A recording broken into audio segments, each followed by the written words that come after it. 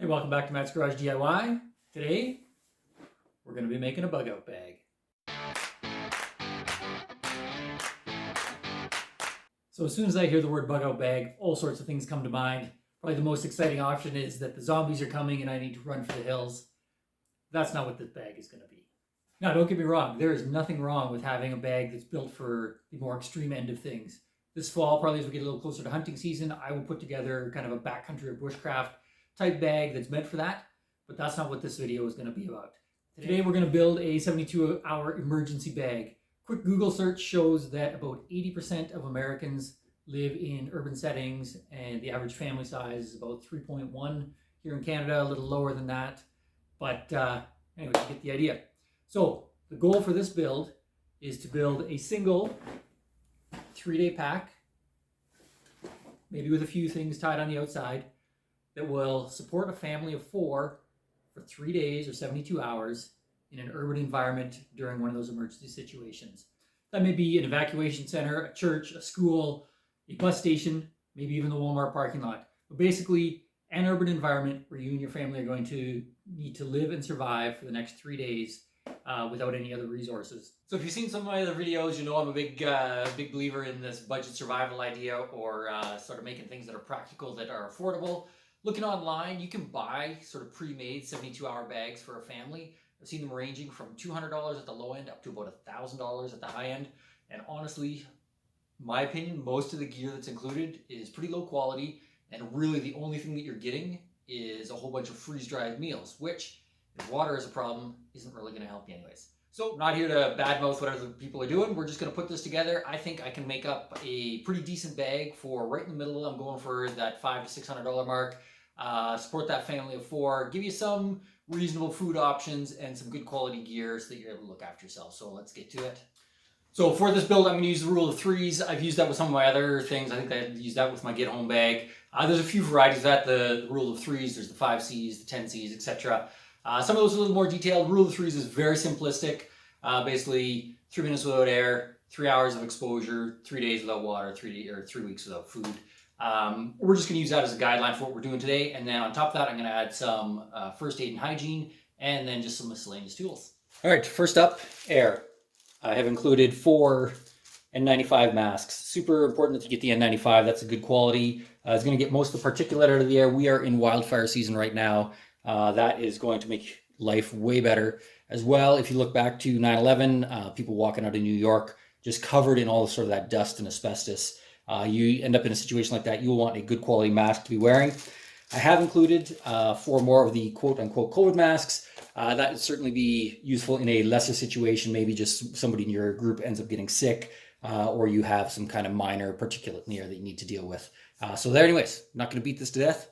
That is my air. Next up is exposure or shelter. I have included a 10 by 12 tarp. This one came with guy wires and pegs. Just make sure you get something that has good grommets or ties on it. Obviously, we're counting maybe to be in an evacuation center, but if you are not, this gives you some options. Again, like I said, this is really for people living in an urban environment, as the majority of people do. So we're not going to be out in the woods. We're not going to be crafting a lean-to. You basically have that tarp. You're going to have to use your vehicle. You're going to have to use a lamp post. I have included a collapsible walking stick pole. I can use that as my single pole to help build a shelter for that if I am somewhere where I have nothing around except for a parking lot. Speaking about parking lots, I've included with this, although I mentioned it does have pegs, I have included just 8 3.5-inch spiral spikes, and I've put washers on the ends of them. These will be able to be pounded into asphalt. It's not going to work with concrete, but definitely with asphalt, you can pound those through. That will then hold the corners of your tarp down. You will be able to actually assemble or put up a tarp with a center pole in a parking lot. Of course, a little extra paracord. That's 50 feet of 550 paracord. I have included 4 6mm drum liners. These can be used as ground sheets. These can be used to carry things. These can also be used as makeshift ponchos. Next up, I have included 6 of these emergency blankets. Basically 1 per person plus 2 extras. They are actually reasonably durable, but should you wreck one, you got some extras. Also, you can use them as a ground sheet. Maybe give 1 or 2 away to some people that are less prepared. I have also included This is just kind of a cheap knockoff Nalgene water bottle. I've stuffed those with 4 pairs of these woolen knit mitts, one per person, as well as 4 toques or woolen caps. In Canada, spring and fall, easily getting down very close to that freezing mark. You will want something like this to keep you warm. Not going to be adequate in the winter, but for a 3-season bag, that will help do the trick. I have also included 1 pair of leather gloves if you're doing anything, handling anything sharp or anything hot. I've included 1 pair of those. And then lastly, maybe slightly excessive, but I have cut up a 1/4-inch yoga mat and basically just cut that shape to match the bottom of my backpack. But I've included these. If you are sitting on concrete in that stadium, gymnasium, wherever parking lot for a long period of time, it is going to be very nice to have something like this just to sit on and save your backside. So there you go. That is the exposure side of things. Next up, water. I'm sure some people are going to get bent right out of shape just by the fact that I'm showing one of these packages. I haven't included a ton of these, but I have included some, but I also wanted to show you on the back. They have some recommendations if in a true kind of emergency or survival situation, basically saying to only drink 2 of these, which equates to 1 cup of water a day if you have no other water. So I have included a gallon of water, which more than exceeds that requirement for your 4 people. Basically 3 liters or 3/4 of a gallon would kind of meet that 1 cup a day for 3 days for 4 people. This is more than that. It does come with a little handle on top. I have also included a carabiner. This will easily clip onto one of the D-rings on your backpack. So you can either carry it just by the handle, or you can clip it onto your backpack. I clipped it onto the front of one of the straps and found that it nicely counterbalanced the weight and was no difficulty or inconvenience to carry this. So anyways, first up for the water, 1 gallon of water. Next up, I have included in my fancy little Ziploc bag here, one of these Sawyer water filters. I have used this a number of times out backpacking and camping. Great little system. There are fancier, bigger, more expensive systems, but I have found that this one does the trick. Comes with bags to store the water. With that, I have included the instructions. So I've just put all of that into a little Ziploc bag. So I do have that.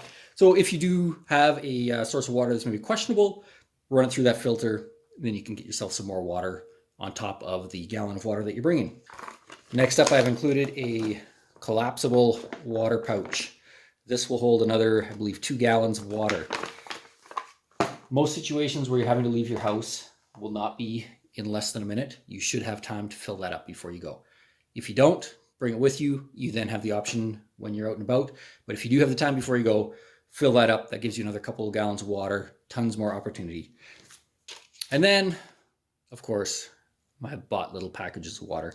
I am including a bunch of these just because they're nice. I can fit them kind of in the little cracks and crevices in my backpack. So I'm going to try to get probably about another quart worth of water in there. Just gives you a few extra options, but there's my water. Next up is food. Now, based on the rule of 3s, you don't even need to bring food. You can go 3 weeks without food, but that doesn't sound very appealing. 3 weeks or even 3 days for that matter. As a minimum, I've included 1,200 calories per day. Again, sort of based on some information on the back of these survival bars. They are recommended. This is considered to be enough food for 1 person for 3 days.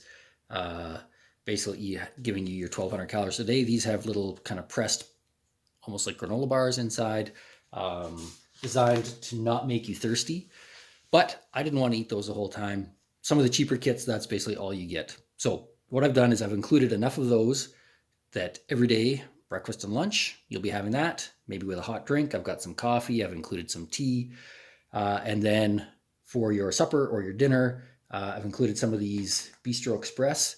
I've specifically included these because they require no water. The instructions say 2 teaspoons. Basically, I've cooked these many times out camping, etc. You don't need to add any water to those. So I've got those. I've got 3 cans. I've got some tuna, some salmon, and some ham here. You can get turkey, chicken, all that kind of stuff. 3 little packages of trail mix. Basically, each evening we'll eat 1/3 of that as a family. That will kind of give you something to look forward to throughout the day. A meal that's a little different than your coconut flavored granola bars. and it's still going to give you actually more than the 1,200 calories per day by topping that up. So that's that. And I've included some coffees, basically 2 a day for mom and dad. And then some of these hydrate. There's a few varieties of these sorts of things. Basically, this just gives you some extra electrolytes, that sort of thing. Both if you're in a hot climate or if somebody in your group ends up getting sick, throwing up, or with diarrhea, this is going to be super important to keep them in good state of mind and in good shape. So there's my food. I have included 4 stainless steel bowls. These are kind of a very shallow bowl type plate thing. We'll get to it later, but there's a little stove that I've included. Basically, rather than using plastic, I've included those because you can use those to warm up the rice, and I don't need to bring an extra pot. There you go. There's your food. Moving on to first aid and hygiene. This was definitely the most expensive part of the build, and from what I could see, the most overlooked area in all of the other kits that were commercially available out there. So starting kind of most extreme, obviously I've got a Israeli combat bandage, a tourniquet, a pair of shears, some rubber gloves. You're getting into this realm, you've got some serious problems, but at least you're able to kind of provide a temporary solution to that. As you move along, I've got some alcohol wipes. This is just a mix of Tylenol and Aleve, a little bit of both. One is better for pain and breaking fevers. The other is good for as an anti-inflammatory. Got an assortment of Band-Aids, some adhesive medical tape, tensor bandage. You roll an ankle or sprain a wrist. Those 3 days are not going to be fun. So giving you some basic options there. Moving up here, bug spray and sunscreen, super important, as well as some Pepto and some allergy medicine. If you've got hay fever or any other sorts of allergies, you want to include that. If you need an EpiPen, throw that in here as well. I've got some Canestin foot cream. This is good for athlete's foot, jock itch, ringworm, a variety of those sort of antifungal things. Just throw that in there. If you need it, you're going to want to have it. This is an anti-itch cream, kind of like Benadryl, good for bug bites, poison ivy, that sort of thing. And then some basic polysporin type cream. I've included I think this is a 42 pack of flushable wet wipes. These will be good for both using as toilet paper if you need them, but also just kind of keeping yourself clean, washing your face, all those other areas that kind of need that daily wipe off. Want to pack those. I've also included just some blue shop paper towels as a little extra toilet paper. I've used these camping a few times. 1 square does more than enough. Quite durable. No worries about sticking your finger through it. Let's move up here. I have included just this, it's like a shave kit, but also doubles as a basin. It is waterproof. So if you do have access to some water, maybe you're using a sink at a bus station, you can scoop up some hot water, bring that back to wherever you're hanging out. It gives you some hot water to either wash some dishes or wash your face. This is I've just cut a half of a bar of some Sunlight laundry soap. Again, if you get the opportunity, you can kind of wash up some basic clothes, underwear, that sort of thing. And then more into the hygiene, some chapstick. This is just a little spritzer of like hand sanitizer. Toothpaste, a little mini deodorant stick. Everybody's going to be sharing one, but that's better than not having any at all.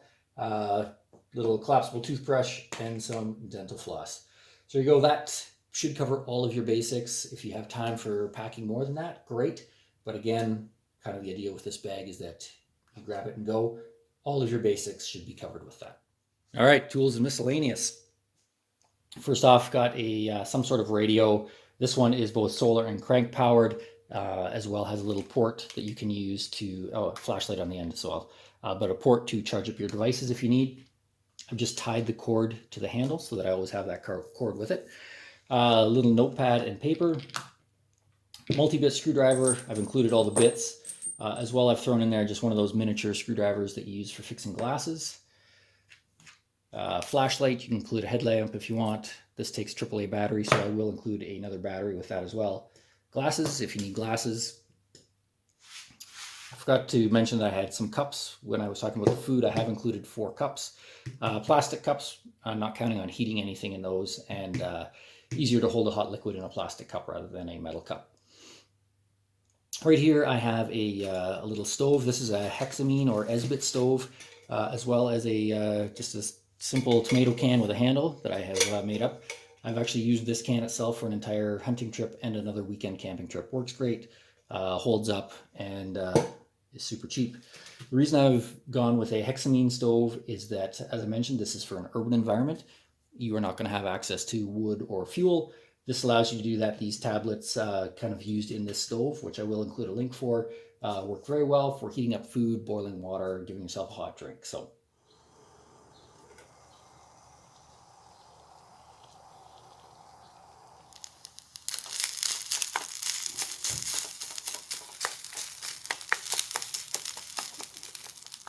there is all of that.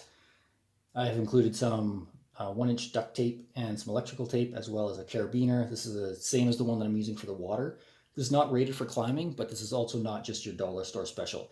This is rated for 12 kilonewtons, which is about 2,900 pounds. So there's some good strength to that carabiner. Very useful as a tool if needed. Leatherman of some sort. This will come with knife, saw, can opener, all those sorts of things.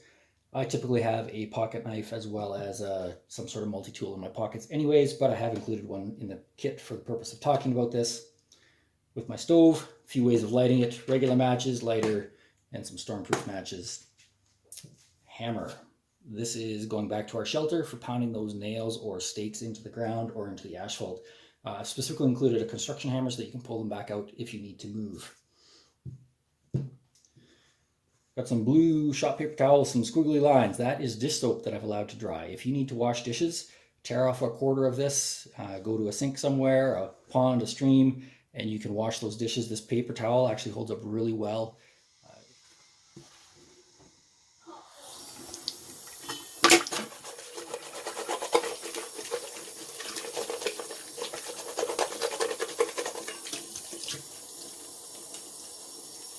Again, I used something like this for an entire weekend camping trip. Worked great for keeping the dishes clean and not having a liquid that I'm worried about leaking or going bad on me. And then some sort of entertainment. Deck of cards, and I've included a tennis ball. You can throw it around, kick it around. If you got kids, you are definitely want to include some sort of entertainment type thing that is not electronic. There you have it. All total, that is around 550 Canadian, so we're going to say roughly 400 US. I have included one extra bonus item. This is a Lumade Titan. This was a gift to me, but it's a super cool kind of lantern type light that opens up, fills with air as it opens up. Provides some great light. It's got a number of different modes. So you can see there's a solar panel on top, charges itself, and has a port, again, for charging those devices. So if you need to keep your phone charged, that sort of thing, this gives you a great way to do that. This is like a $100 item, so it's very much a bonus item. But I am including it because I've got one. There is my kit. I will put this all together. I've got a couple things that I attached to the outside of the bag, and we'll talk about those real quick. All right, here's the finished product. This pack loaded up 30 pounds. One of the things that we didn't really talk about with all of this is some degree of fitness. You should be out walking, running, jogging, doing some sort of regular physical activity. If you're going to be walking any sort of distance with a 30-pound pack, you want to have done that at least once or twice before you actually need to. As well, I'd mentioned the water. Got the carabiner on it. Easily can clip that onto one of the D-rings on the front. Acts as a nice sort of counterbalance for the pack and the water on the front. So let's take a look at some of these little pouches that I've got on the outside. Right here I've got first aid. I don't have any of the hygiene products in there. This is all just tourniquet, combat dressing, bandages, all of your immediate sort of needs as far as first aid. The bottom, I've got my tarp rolled up and tied onto the bottom. I've got the tape clipped on the outside. This little pouch I haven't really talked about. This, you can be as creative as you want. This is simply a kind of like a tearaway survival kit. You only have to look as far as the Ukraine to see where families were fleeing the country, and then mom and the kids were leaving on the train and dad was staying behind, to realize that your single bag may be getting split up.